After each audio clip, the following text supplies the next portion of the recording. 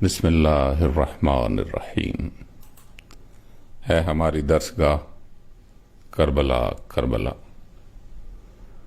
دوستو، ہم تاریخ کربلا کی ورد گردانی میں مصروف ہیں اور مختلف شہداء عالی مقام علیہم السلام کے واقعات آپ کی خدمت میں پیش کر رہے ہیں۔ جیسے پہلے بھی کئی بار عرض کیا ہے کہ ہماری اس کوشش کا صرف اور صرف ایک ہی مقصد ہے، اور وہ یہ کہ ہمیں بھی اپنے زمانے کے پاک امام اجل اللہ تعالیٰ فرجہ شریف کی نصرت کا شعور حاصل ہو اور ہم خود کو کربلائیوں جیسا بنا سکیں۔ یہی کسی بھی انسان کی زندگی کی معراج ہے کہ وہ معلیٰ تک پہنچے، چاہے وہ عرش معلیٰ تک پہنچے اور چاہے وہ کربلا معلیٰ تک پہنچے۔ مولا مظلوم کربلا علیہ الصلوۃ والسلام نے انسانیت پر احسان عظیم فرماتے ہوئے کربلا کو معلیٰ بنا دیا۔ کربلا میں انسان دو طریقوں سے پہنچتا ہے، کربلائی بن کر یا لشکر یزید ملعون کا سپاہی بن کر، لیکن معراج اسی کے حصے میں آتی ہے جو کربلائی بن کر کربلا میں پہنچے۔ دوستو، کوفے میں جناب مسلم صلوات اللہ علیہ کے تذکرے میں بار بار جناب ہانی بن عروہ المرادی علیہ السلام کا ذکر خیر ہوتا ہے۔ آج ہم انہی کے بارے میں آپ سے کچھ گزارشات کرنا چاہتے ہیں۔ ماضی کے زمانہ میں قبائلی زندگی اور سرداری نظام پر مبنی ایک سسٹم رائج ہوتا تھا، اور ان قبائل میں سے کئی ایسے قبائل بھی ہوا کرتے تھے جو افرادی لحاظ سے کمزور ہوتے تھے، اس لیے وہ دشمن کی حفاظت کے پیش نظر خود کئی قبائل کے ساتھ مل کر معاہدے کرتے تھے، انہیں اپنا حلیف بناتے تھے، یعنی قبائل ایک دوسرے کو حلف دیا کرتے تھے کہ وہ اپنے حلیف قبیلے کی بھی ویسے ہی حفاظت کریں گے جیسے وہ اپنے قبیلے کی حفاظت کرتے ہیں۔ اس وقت کوفہ میں قبیلہ مزہج کی کئی شاخیں بن چکی تھیں، اور اس کی ہر شاخ ایک قبیلے کی طرح اپنا علیحدہ تشخص و پہچان رکھتی تھی۔ صرف یہی نہیں بلکہ وہ ایک دوسرے کے حلیف بھی تھے، یعنی دکھ سکھ میں بھی ایک دوسرے کا بھرپور ساتھ دیتے تھے۔ قبیلہ مزہج کی ایک شاخ تھی قبیلہ مراد، اور اس قبیلے کی جتنی شاخیں تھیں ان کے ایک مشترکہ سردار تھے جن کا اسم گرامی تھا جناب ہانی بن عروہ مرادی المزہجی علیہ السلام۔ جس وقت جناب مسلم علیہ الصلوۃ والسلام کوفہ تشریف لائے تو اس وقت ان کی عمر 98 سال تھی۔ ان کے بارے میں مشہور تھا کہ وہ جب بھی کسی طرف جانے کے لیے تیار ہو کر نکلتے تو ان کے ساتھ اپنے قبیلے کے 4000 سوار، 8000 پیادے، سلاح پوش یعنی لوہے میں غرق جوان ان کے ساتھ نکلا کرتے تھے، اور دیگر حلیف قبائل کو بھی ساتھ ملا کر 30,000 جنگجو جوانوں کے ساتھ یہ اپنے گھر سے باہر آیا کرتے تھے۔ ان کے سر پر ایک بہت بڑا عمامہ ہوتا تھا، ان کی زلفیں کاندھوں تک آتی ہوئی ایک عجیب حسن و جمال کا منظر پیش کرتی تھیں، اور وہ ایک انتہائی صاحب وجاہت شخصیت نظر آتے تھے۔ یعنی یہ کوفہ کے ان چند بڑے سرداروں میں شامل تھے جن کی ہر حکومت عزت کرتی تھی۔ جس وقت جناب امیر مسلم علیہ الصلوۃ والسلام کوفہ تشریف لائے تو جناب ہانی علیہ السلام نے اپنے فرزند یحییٰ کو ان کی تحریک میں شامل کر دیا تھا، مگر خود انہوں نے اس میں کوئی عملی شرکت اختیار نہیں کی تھی۔ جس وقت جناب شریک ابن آور علیہ السلام نے انہیں نصرت کی اہمیت سے آگاہ کیا تو پھر بات ان کی سمجھ میں بھی آ گئی تھی۔ اس وقت جناب شریک بن آور علیہ السلام کے ساتھ ساتھ انہیں نصرت پر آمادہ کرنے والے دوسرے شخص جناب عبداللہ بن نوفل بن حارث بھی تھے۔ انہی کے مشورے کے بعد جناب امیر مسلم علیہ الصلوۃ والسلام کو جناب ہانی کے گھر رہائش دی گئی تھی۔ جناب امیر مسلم علیہ الصلوۃ والسلام جناب ہانی علیہ السلام کے گھر 1 ذوالحجہ بمطابق 31 اگست بروز سوموار رات کے وقت تشریف لائے تھے۔ 2 ذوالحجہ منگل کی رات کو ابن زیاد ملعون جناب شریک ابن آور کی عیادت کے لیے آیا۔ 3 ذوالحجہ کی رات کو جناب ہانی نے اپنے محلے کا خفیہ چکر کاٹ کر جناب مسلم علیہ الصلوۃ والسلام کی بیعت لی۔ اس سے پہلے کافی تعداد میں لوگ خوف کی وجہ سے جناب مسلم کو چھوڑ کر جا چکے تھے، پھر دوبارہ بیعت کا اہتمام کیا گیا تو اس میں پھر 25,000 آدمی جناب امیر مسلم علیہ السلام کے دست مقدس پر بیعت ہوئے، مگر وہ بیعت جناب ہانی علیہ السلام کی وجہ تھی، نہ کہ مولا امام کائنات علیہ السلام کی نصرت کے جذبہ کے تحت۔ اس رات جناب امیر مسلم علیہ السلام نے فرمایا کہ اس وقت ہمارے پاس فوج کی ایک معقول تعداد موجود ہے، اس لیے ہمیں اعلان جنگ کر کے قصر دارالمارہ پہ قبضہ کر لینا چاہیے، اور ابن زیاد ملعون کو فرنار کرنے کا یہ اولین موقع ہے۔ مگر جناب ہانی علیہ السلام نے عرض کیا کہ ابھی تو میں نے ایک ہی چکر لگایا ہے اور 25,000 لوگ بیعت کے لیے تیار ہو گئے ہیں، اگر میں 1-2 چکر اور لگا لوں تو ہماری فوج کی تعداد بہت زیادہ ہو جائے گی اور فتح خود آگے بڑھ کر ہمارے قدم چومے گی۔ اب تک کسی سردار نے آپ کے ساتھ بھرپور تعاون نہیں کیا، یہی وجہ ہے کہ کوفہ کے لوگ شش و پنج میں مبتلا ہیں۔ اب ہم خود اس مشن میں شامل ہو گئے ہیں، اب انشاءاللہ اس مشن کا وہ رنگ نہیں رہے گا، یعنی انہیں پوری امید تھی کہ اور بھی بہت سے لوگ اس مشن میں ان کے ساتھ شامل ہو جائیں گے۔ 3 ذی الحجہ بروز بدھ ابن زیاد ملعون نے عمر ابن حجاج زبیدی سے کہا کہ تم جناب ہانی علیہ السلام سے جا کے کہو کہ وہ مجھ سے ملنے ضرور آئیں، حالانکہ میں ان کے گھر بھی گیا ہوں مگر وہ مجھ سے ملنے ابھی تک نہیں آئے، آخر اس کی کیا وجہ ہے؟ یہ عمر ابن حجاج زبیدی جناب یحییٰ بن ہانی کا نانا تھا، یعنی یہ جناب ہانی علیہ السلام کا سسر بھی تھا، اور یہ وہی ملعون ہے، یاد رہے، کہ جس نے نہر فرات پہ جب قبضہ کیا تھا لشکر یزید نے تو اس پر جو کمانڈر متعین کیا گیا تھا اس کمانڈر ملعون کا نام عمر ابن حجاج زبیدی یعنی جناب ہانی کا سسر ہی تھا، جو اس وقت دریائے فرات پہ قبضہ کر کے کھڑا تھا۔ اس ملعون نے جواب دیا کہ وہ ضعیف ہیں اور بیمار بھی رہتے ہیں۔ زیاد ملعون نے کہا کہ وہ کیسے بیمار ہیں کہ آنے والے لوگوں سے تو اپنی بیٹھک پر ملتے ہیں اور کوفہ کے حالات پر گفتگو بھی کرتے ہیں، بہرحال جو وجہ بھی ہے ان سے جا کر کہو کہ وہ ایک بار مجھ سے آ کر ملیں۔ جناب شریک ابن آور علیہ السلام کے تذکرے میں مفصل آپ کو سنا چکا ہوں کہ ابن زیاد ملعون نے جناب شریک علیہ السلام کی عیادت سے واپسی کے فوراً بعد اپنے ایک غلام معقل تمیمی کو جناب ہانی علیہ السلام کے گھر کی نگرانی پر لگا دیا تھا اور اسے حکم دیا تھا کہ وہ معلوم کرے کہ جناب امیر مسلم علیہ السلام اس وقت کہاں ہیں۔ یہ معقل ملعون اس رات نماز عشاء کے بعد مسجد میں ہی بیٹھ گیا۔ اس زمانے میں عام طور پر شیعہ مسجد کی وجہ سے ہی پہچانے جاتے تھے۔ اس کی ایک وجہ تھی کہ تمام شیعہ نے حیدر کرار علیہ السلام کا یہ دستور تھا کہ وہ مسجد میں سب سے پہلے آتے تھے اور سب کے بعد مسجد سے باہر نکلتے تھے، یعنی کثیر العبادت جو شخص بھی ہوتا اسے دیکھ کر لوگ سمجھ جاتے کہ یہ یقیناً شیعہ ہوگا۔ آج تو اللہ کا فضل ہے، مگر ماضی میں ہماری پہچان عبادت ہی ہوا کرتی تھی۔ تو میں عرض کر رہا تھا کہ یہ معقل ملعون آ کر مسجد میں بیٹھ گیا اور کافی دیر تک عبادت کرتا رہا، تائیں کہ مسجد میں یہ ملعون اور جناب مسلم ابن اوسجہ علیہ السلام اکیلے باقی رہ گئے۔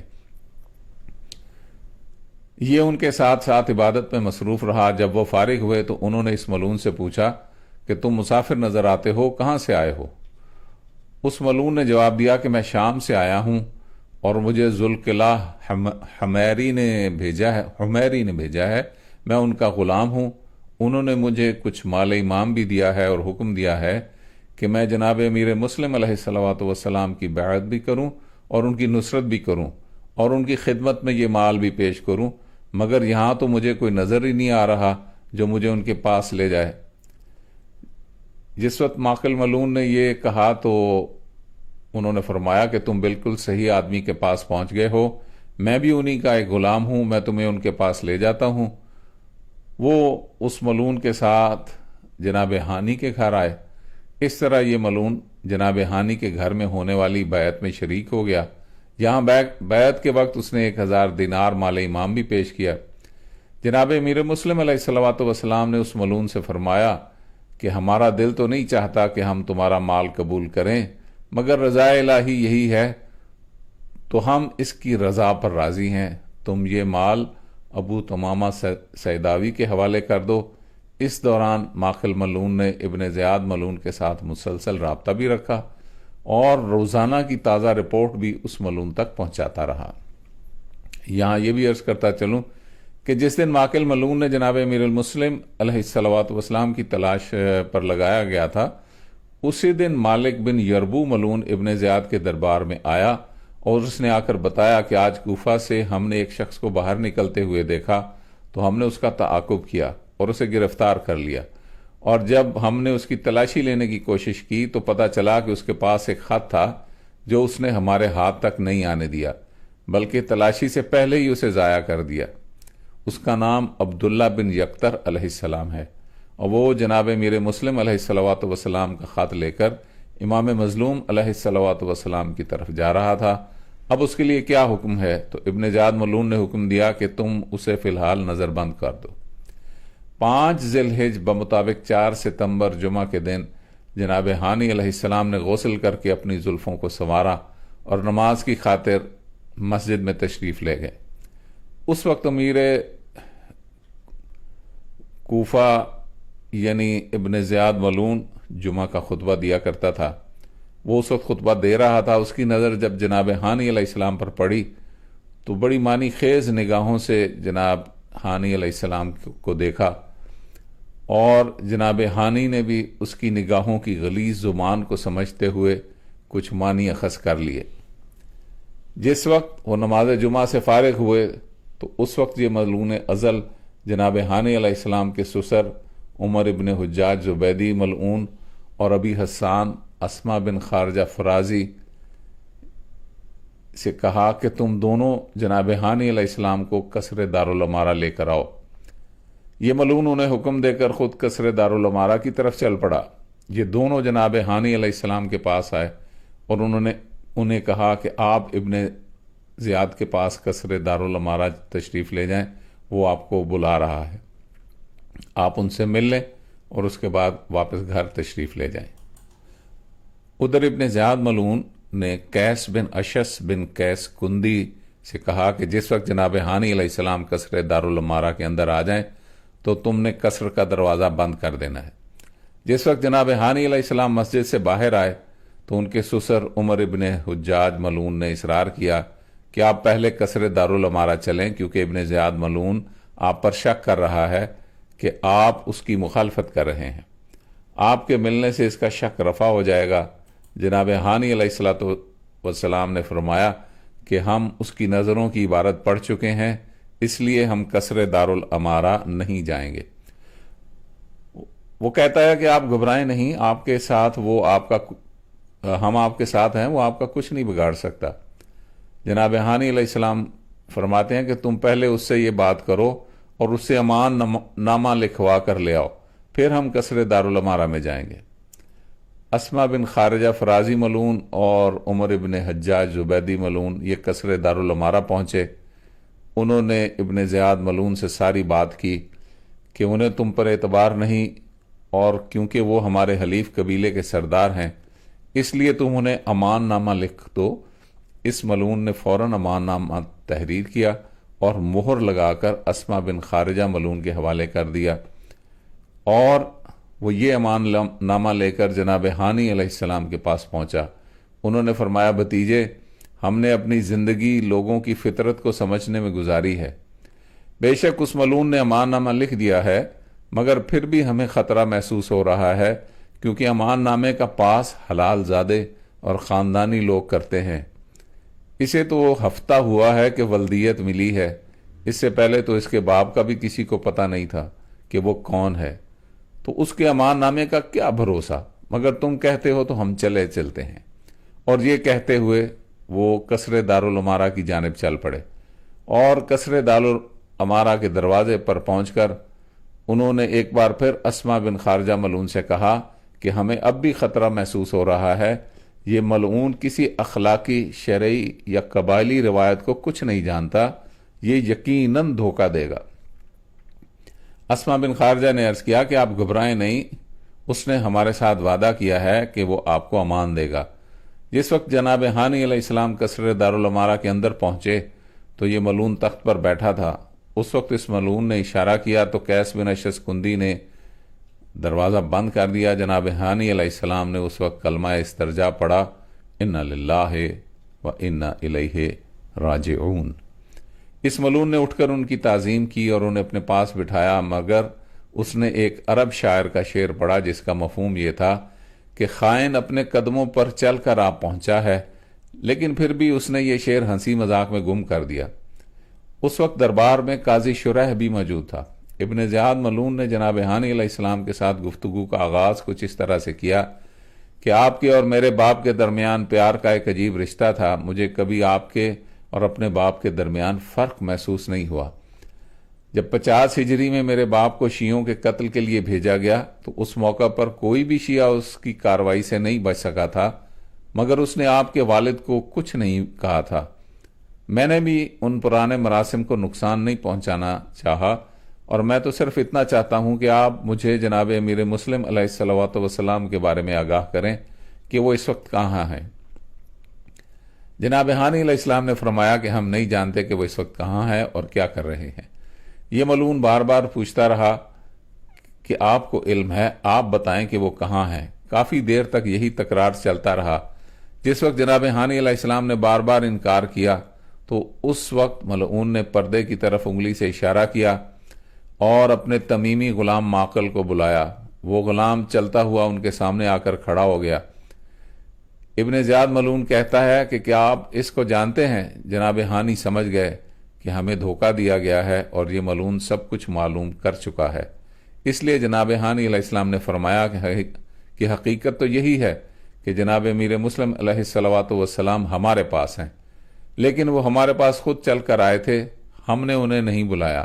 اور عرب کا یہ دستور ہے کہ جب کوئی چل کر پناہ لینے آ جائے تو پھر کوئی شریف زادہ اپنے دروازے سے اسے واپس نہیں لوٹاتا، اور تمہیں یہ معلوم ہونا چاہیے کہ وہ ہمارے پاس پناہ لینے کے لیے آئے تھے اور ہم نے انہیں پناہ دی ہے، اور اس قول اور روایت کے ہم پابند بھی ہیں۔ اب اگر تمہیں یہ بات پسند نہیں تو تم ہمیں اجازت دو، ہم جا کر انہیں یہ عرض کرتے ہیں کہ آپ کسی اور طرف تشریف لے جائیں۔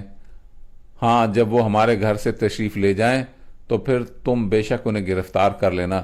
یہ ملعون کہتا ہے کہ پہلے آپ کا بیان کچھ اور تھا اور اب کچھ اور ہے، اس لیے اب میں آپ کی کسی بات پر اعتبار نہیں کر سکتا۔ اب آپ جناب امیر مسلم علیہ الصلوۃ والسلام کو ہمارے حوالے کر دیں۔ جناب ہانی علیہ السلام فرماتے ہیں، وہ ملعون تمہیں علم ہے کہ مجیر جراد عربوں کا ایک آئیڈیل انسان تھا۔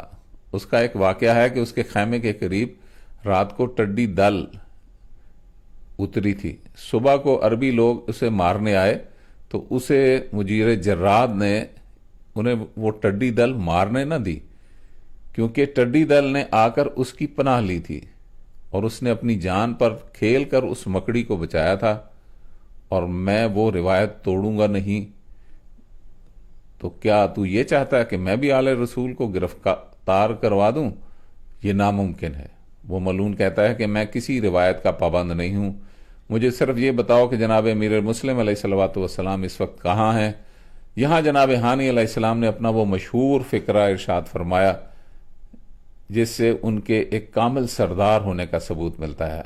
انہوں نے فرمایا، وہ ملعون ازل، اب تک ہم حالات کو خراب ہونے سے بچانے کی کوشش کرتے رہے ہیں، اور اب ہم اس نتیجے پر پہنچے ہیں کہ ہم حالات کو خراب ہونے سے اس وقت تک نہیں بچا سکتے جب تک ہم اپنی خاندانی روایات اور اخلاقیات سے دستبردار نہ ہو جائیں، اور ہمارے لیے موت آسان ہے مگر اپنی خاندانی روایات اور اخلاقیات کو چھوڑنا بہت مشکل ہے۔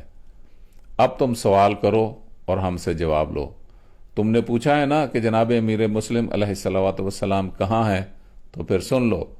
اگر جناب مسلم علیہ الصلوۃ والسلام کے کسی ایک مددگار کا کوئی ایک بال بھی ہمارے قدموں کے نیچے چھپا ہوا ہو تو ہم خود شہید ہو جائیں گے، مگر اپنا قدم نہیں ہٹائیں گے۔ تم کسی غلط فہمی میں مبتلا ہو کہ ہم شہنشاہ کربلا علیہ الصلوۃ والسلام کے پاک وکیل کو تمہارے حوالے کر دیں گے۔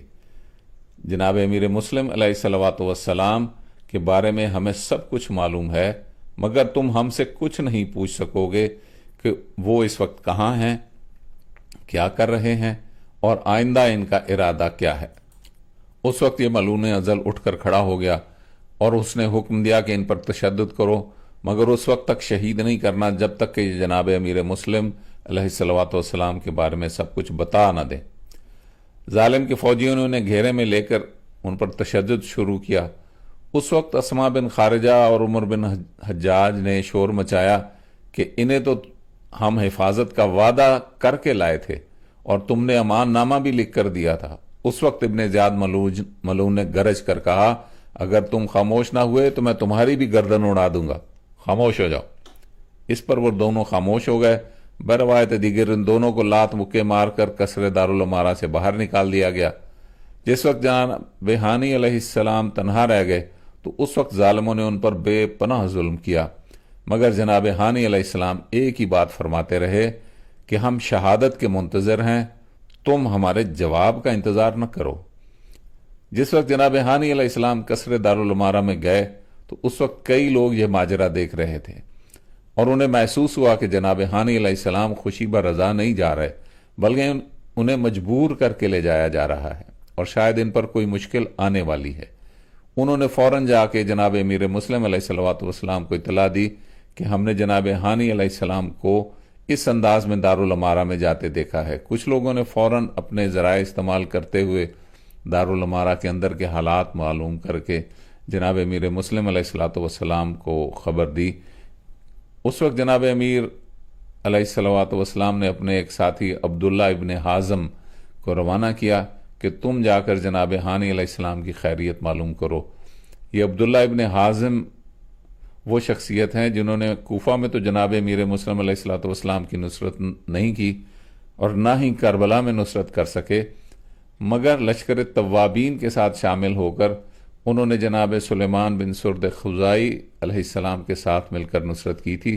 उनके बारे में ये मशहूर है कि जिस वक्त ये कूफा से लश्कर तव्वाबीन में शामिल होने के लिए रवाना होने लगे थे तो उनकी बीवी ने उनके छोटे छोटे बच्चे उठाकर उनके सामने आकर खड़ी हो गई थी और रोते हुए कहा था कि तुम तो शहीद होने जा रहे हो, इन मासूम बच्चों का तुम्हारे सिवा कोई भी कफील नहीं है और तुम्हारी बहनों और पूरे खानदान का भी तुम्हारे सिवा कोई कफील नहीं है। तुम्हारे बाद इन सब की कफालत कौन करेगा और उनको रोटी मुहैया कौन करेगा। उन्होंने फरमाया था कि मुझसे पहले भी इसी ख्याल की वजह से गलती हुई और 2 बार गलती कर चुका हूं। अब मैं दुनिया के इस धोखे में नहीं आऊंगा, क्योंकि पहले भी मैं कुफ्र की मंजिल पर पहुंच गया था। मैंने अपने आप को इन बच्चों का राज़िक और मुहाफिज समझ लिया था, मगर अब मैं मुसलमान हो गया हूं और ये समझ गया हूं कि कोई इंसान किसी का राज़िक व कफील नहीं होता, बल्कि कायनात की राज़िक एक ही ज़ात है। तुम्हारा रिस्क भी वही ज़ात फराहम करेगी। मेरा फरीज़ा नुसरत इमाम अलैहिस्सलातु वस्सलाम है और वो मुझसे अब कज़ा ना करवाओ। ये कहकर वो घर से निकल पड़े। ब्रादरान, इस चीज़ को तवज्जो से जहन में रखिए कि हम लोग भी इन जैसे बहुत से ख्यालात की वजह से अपने आप को नुसरत इमाम से दूर रखते हैं कि नहीं, मैं एक ख़ानदान का ज़िम्मेदार हूँ, मेरे बीवी बच्चे हैं, मेरे बहन भाई हैं, मैं उनका कफ़ील हूँ, मेरे बगैर उनका कौन वारिस होगा। और हम ये भूल जाते हैं कि ये वारिस हम नहीं, असल में जो सारी कायनात का मालिक है वही इनका वारिस भी है और वही इनके रिस्क का जिम्मेदार भी है। इस पर जनाब सुलेमान बिन सुर्द खुज़ाई के साथ ये अब्दुल्ला बिन हाजिम भी शहीद हुए थे। तो मैं अर्ज कर रहा था कि जनाब अब्दुल्ला बिन हाजिम को जनाब मीर मुस्लिम अलैहिस्सलातु वस्सलाम ने रवाना किया कि जाकर जनाब हानी अलैहिस्सलातु वस्सलाम की खबर लेकर आए। ये रिवायत करते हैं कि मैं उसी वक्त यानी जुमा की शाम को कसरे दारुल अमारा के दरवाज़ा पर पहुंचा और वहां जाकर बैठ गया कि शायद कुछ मालूम हो जाए कि जनाब हानी अलैहिस्सलाम पर क्या गुजरी है। जिस वक्त सूरज गुरूब हुआ तो मैंने देखा कि जनाब हानी अलैहिस्सलाम को जख्मी हालत में एक सवारी पर सवार करके महल से किसी और जानिब मुंतकिल किया जा रहा था और इनकी ये हालत थी कि उनके चेहरे से खून जारी था ان کے ہونٹ پھٹے ہوئے تھے، رخساروں کا گوشت پھٹا ہوا تھا، ان کی سفید ریش خون کے ساتھ سرخ ہو چکی تھی، ان کی آنکھیں بند تھیں اور وہ آہستہ آہستہ آواز دے رہے تھے، واہ مزہجہ، واہ مزہجہ، ہائے میرا قبیلہ مزہج، ہائے میرا قبیلہ مزہج۔ عبداللہ بن حازم کہتا ہے کہ جس وقت میں نے یہ حالت دیکھی تو فوراً جناب ہانی علیہ السلام کے گھر کی طرف دوڑا۔ جس وقت میں ان کے محلے میں پہنچا تو اس وقت گلیوں میں عورتوں کو دیکھا جو واہ غربتا ہو کے بین کر کے ماتم کرتی ہوئی انتہائی تکلیف دہ حالت میں ٹولیوں کی صورت میں ادھر سے ادھر آ جا رہی تھیں۔ ہر گلی بین کرتی ہوئی عورتوں سے پر تھی۔ جناب ہانی علیہ السلام کے گھر میں صف ماتم بچھی ہوئی تھی۔ اس وقت جناب امیر مسلم علیہ السلام کے اس خادم کو حکم دیا کہ جن جن لوگوں نے ہماری بیعت کی ہے کہ ان سے جا کر کہو کہ وہ صبح تک جمع ہو جائیں، ہم نے ہر صورت میں جناب ہانی علیہ السلام کو ظالم کی قید سے رہائی دلانی ہے، کیونکہ انہیں صرف ہماری وجہ سے گرفتار کیا ہے۔ یہ خادم رات کو ایک ایک کے گھر گیا، چند ایک لوگوں نے مدد کرنے کی حامی بھری، اس نے آ کر ساری صورتحال بتا دی۔ جناب امیر مسلم علیہ السلام نے ہفتہ کی رات کو خود اتمام حجت کے لیے کوفیوں کے گھروں میں جانے کا پروگرام بنایا اور خود اربائے کوفہ میں تشریف لے گئے۔ اس وقت کوفہ 4 حصوں میں تقسیم کیا جاتا تھا اور ان 4 حصوں میں جناب مسلم علیہ السلام خود تشریف لے گئے۔ سب کو آگاہ فرمایا کہ کل ہم نے جناب ہانی علیہ السلام کو رہا کروانا ہے، ہم قصر دارالامارہ پر حملہ کریں گے، تم لوگوں نے ضرور آنا ہے۔ یہ 6 ذوالحجہ ہفتہ کی رات کا واقعہ ہے کہ جس وقت انہوں نے کوفہ کے مختلف محلوں کا دورہ فرمایا تھا۔ جناب امیر مسلم علیہ السلام اپنے انصار کو 6 ذوالحجہ ہفتہ کی صبح کو قصر دارالامارہ کے گرد جمع ہونے کا حکم دیا تھا، مگر لوگ بہت کم تعداد میں شامل ہوئے اور جنہوں نے شرکت کرنے کا وعدہ کیا تھا وہ بھی زیادہ تر مرادی تھے، یعنی جناب ہانی کے قبیلے کے لوگ تھے۔ جناب امیر مسلم علیہ السلام نے انہیں جنگ کا شعار یہ دیا تھا، یا منصور و امت امت۔ یہاں یہ بھی وضاحت کرتا چلوں کہ جنگ کے دوران دوست اور دشمن کی پہچان کرنا مشکل ہو جاتا ہے، اس لیے اس زمانے میں جنگ کے لیے ایک شعار یعنی نعرہ دیا جاتا تھا جو ہر جنگجو اس نعرے کو مسلسل اپنی زبان پر جاری رکھتا تھا، جس کی وجہ سے دوست اور دشمن کی پہچان ہوتی رہتی تھی، ورنہ گھمسان کی جنگ میں تو تلوار کسی پر بھی چل سکتی تھی۔ جیسے آپ کھیلوں میں دیکھتے ہیں کہ ہاکی یا فٹ بال وغیرہ میں دونوں ٹیموں کی پہچان ان کی یونیفارم سے ہوتی ہے، ایسے ہی پہلے دور میں بھی دوران جنگ 2 لشکروں کی پہچان ان کے نعرے یا شعار سے ہوتی تھی۔ 6 ذوالحجہ بروز ہفتہ صبح کی نماز پڑھنے کے لیے آنے والوں میں جناب امیر مسلم علیہ السلام کے انصار بھی شامل ہو کر مسجد تک پہنچ گئے، مگر ان کی تعداد 4000 سے زیادہ نہ تھی اور ان میں سے بیشتر مرادی قبیلہ کے لوگ تھے جو جناب ہانی علیہ السلام کی رہائی کے لیے آئے ہوئے تھے، نہ کہ جناب امیر مسلم علیہ السلام کی نصرت کے لیے۔ اور جناب مسلم علیہ السلام کے انصار میں سے جو لوگ کوفہ سے باہر بیعت لینے کے لیے گئے ہوئے تھے انہیں جلدی میں اطلاع بھی نہیں دی جا سکی تھی، کیونکہ یہ سب کچھ انتہائی جلدی میں کرنا پڑا تھا۔ اس وقت جناب امیر مسلم علیہ السلام نے اس 4000 کے مختصر ترین لشکر کو 4 حصوں میں تقسیم کیا، یعنی 1000 کے 4 دستے تشکیل دیے، اور ان کے جو علمدار مقرر کیے گئے ان کے نام یہ ہیں: جناب عبداللہ بن عزیز کندی علیہ السلام شہید کوفہ، جناب مسلم ابن اوسجہ علیہ السلام شہید کربلا، جناب عباس بن جودہ بن حبیرہ علیہ السلام شہید کوفہ، اور جناب ابو سمامہ سیداوی علیہ السلام شہید کربلا۔ ان کو تمیمی اور بنی حمدان کا علم عطا فرمایا گیا تھا۔ یہ 4000 کا لشکر جس وقت مسجد کوفہ کے دروازے پر جمع ہوا، اس وقت نماز پڑھانے کے بعد ابن زیاد ملعون ممبر پر بیٹھ کر اہل کوفہ کو ڈرانے دھمکانے مصروف تھا۔ عین اس وقت اس لشکر نے مسجد کے باہر نعرہ تکبیر بلند کیا۔ ایک فوجی بھاگتا ہوا ابن زیاد ملعون کے پاس پہنچا اور آتے ہی کہا کہ جناب مسلم ابن عقیل علیہ السلام تمہارے سر پر پہنچ گئے ہیں۔ جس وقت ملعون نے یہ بات سنی تو اس کے پاؤں کے نیچے سے زمین نکل گئی، اسے خطبے کا ہوش نہ رہا اور وہ بدحواس ہو کر ممبر کو چھوڑ کر مسجد کے بغلی دروازے سے قصر دارالامارہ کی طرف دوڑا۔ اس کے پیچھے پیچھے اس کی ابلیسی ٹیم بھی بھاگی اور ان سب نے دارالامارہ میں آ کر سانس لی۔ اسی دوران عمر ابن حجاج زبیدی ملعون بھی 30,000 جوان ساتھ لگا کر قصر دارالامارہ کے دروازے پر آ پہنچا اور اس نے ابن زیاد ملعون کو للکارا کہ وہ جناب ہانی علیہ السلام کو فوراً چھوڑ دے۔ یہاں بڑی تعداد میں لوگ ابن زیاد ملعون کو گالیاں دینے میں مصروف تھے۔ اس وقت دارالامارہ کے اندر صرف 30 افراد موجود تھے۔ ابن زیاد ملعون نے اپنی ابلیسی ٹیم کے ساتھ مشورہ کیا کہ اب ہمیں کیا کرنا چاہیے۔ کافی دیر مشورہ جاری رہا اور آخری مشورے کے بعد یہ طے ہوا کہ ابھی ہمیں باضابطہ جنگ نہیں کرنی ہے، بلکہ اسے صرف جھڑپوں تک محدود رکھا جائے، اور اپنی اس ٹیم میں سے جن جن لوگوں کے قبائل کے سرداروں سے اچھے مراسب ہیں ان کو امان کا علم دے کر ان کے سرداروں کی طرف بھیجا جائے، تاکہ ان میں سے جتنے لوگ جدا کیے جا سکیں وہ پہلے کر لیے جائیں۔ اس طرح یہ لشکر کمزور ہو جائے گا اور ہمارے لیے فتح آسان ہو جائے گی۔ اور اس کے ساتھ ساتھ یہ لوگ شہر میں جا کر یہ افواہ بھی اڑائیں کہ ایک بڑا لشکر شام کی طرف سے آ رہا ہے جو ان قریب پہنچنے والا ہے، اس لیے تمام قبائل کو امان کے علم کے نیچے آنا چاہیے۔ اس تجویز پر عمل کرنے کے لیے انہوں نے اپنی ایک شیطانی ٹیم تشکیل دی، جس میں محمد بن اشعث ملعون کو بنی مراد اور بنی کندہ کی جانب روانہ کیا گیا۔ اسی طرح قعقاع بن شوذب ذیلی، شیس بن ربیع، حجار بن ابہر بن کعب اجلی اور شمر ملعون وغیرہ کو مختلف قبائل کی طرف امان کے علم دے کر روانہ کیا گیا، اور کثیر بن شہاب حارثی ملعون کو مزہج اور حارث قبائل کی طرف بھیجا گیا۔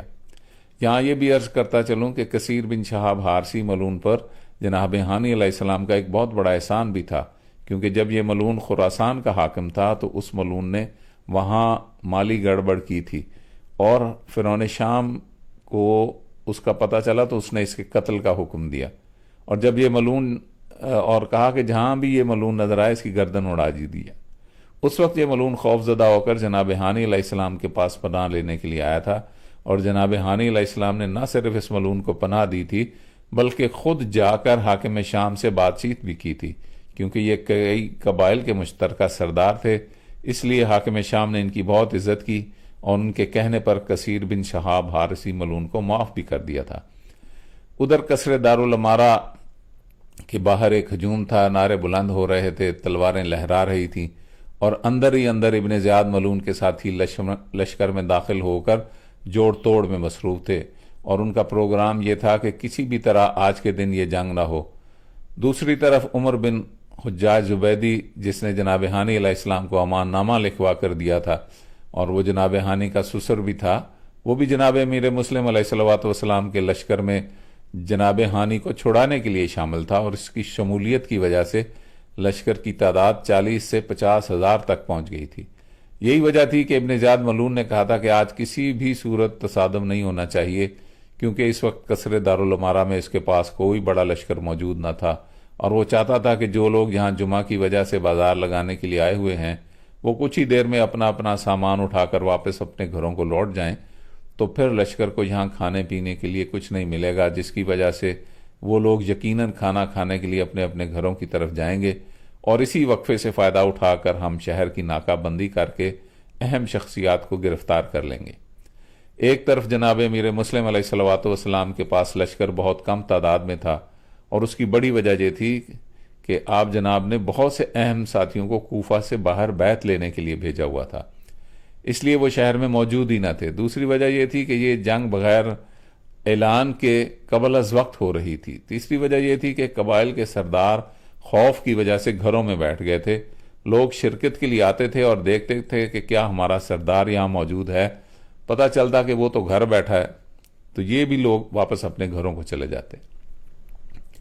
ان تمام وجوہات کی بنا پر جناب امیر مسلم علیہ السلام کے ساتھ صرف 4,000 کا لشکر تھا، جبکہ فرعون کوفہ کے حامیوں کی تعداد 40,000 تھی جو کوفہ میں موجود تھے اور قصر دارالامارہ کے باہر تھے، اور جنگ کو شورش بنا رہے تھے کہ تاکہ باضابطہ جنگ نہ ہو سکے۔ شام تک یہ ہنگامہ جاری رہا، لیکن جنگ نہیں ہوئی، بلکہ ابن زیاد ملعون کی طرف سے جوڑ توڑ کا عمل جاری رہا، اور وہ کافی حد تک اپنے مقصد میں کامیاب ہی ہو گیا۔ اسی دوران ابن زیاد ملعون نے قاضی شریح سے کہا کہ تم دارالامارہ کی چھت پر جا کر تمام لوگوں کے سامنے قسم اٹھاؤ اور انہیں یقین دلاؤ کہ جناب ہانی علیہ السلام کو شہید نہیں کیا گیا بلکہ وہ ٹھیک ہیں، اور جو کچھ بھی ہوا وہ ایک وقتی اختلاف تھا جو اب ختم ہو چکا ہے، اور کل تک باقی تمام اختلافات بھی دور ہو جائیں گے اور ہم جناب ہانی علیہ السلام کو باعزت رہا کر دیں گے۔ اس وقت قاضی شریح دارالامارہ کی چھت پر پہنچا اور اس نے قرآن سر پر رکھ کر لشکر سے کہا کہ جناب ہانی علیہ السلام محفوظ ہیں، ان کے ساتھ معمولی سا اختلاف تھا جو ختم ہو گیا ہے، کل تک انہیں چھوڑ دیا جائے گا، آپ سب لوگ واپس اپنے گھروں کو لوٹ جائیں۔ یہ سن کر عمر ابن حجاج زبیدی ملعون کا لشکر تو سارے کا سارا واپس پلٹ گیا، مگر اس کے باوجود کافی لوگ یہ اصرار کرنے کے لیے موجود تھے کہ جناب ہانی کو اسی وقت رہا کیا جائے۔ جس وقت شام ہو گئی تو اس وقت اکثر لوگ کھانے پینے کے لیے اپنے اپنے گھروں کو روانہ ہو گئے۔ اسی دوران پروگرام کے مطابق جناب امیر مسلم علیہ صلوات والسلام نے کہ آپ جناب کے کافی انصار کو گرفتار کر لیا گیا، یعنی عمر ابن حریث نے عبداللہ بن حارث کو گرفتار کر لیا، جناب عباس بن جودہ بن حبیرہ کو بھی راستے میں گرفتار کر لیا گیا، اور جناب عبداللہ بن عزیز بھی راستے میں ہی پکڑے گئے۔ چونکہ جناب مختار ثقفی علیہ السلام کا گھر کوفہ سے باہر تھا، اس لیے یہ گرفتار ہونے سے بچ گئے۔ جس وقت نماز مغرب کا وقت ہوا تو جناب امیر مسلم علیہ الصلوۃ والسلام نے مسجد کوفہ میں اپنے ساتھیوں کے ساتھ مل کر نماز مغرب ادا کی۔ اس کے بعد انہوں نے تعقیبات ادا فرمائی، اور تعقیبات سے فارغ ہو کر آپ نے پیچھے مڑ کر دیکھا تو سب لوگ اپنے اپنے گھروں کی طرف جا چکے تھے۔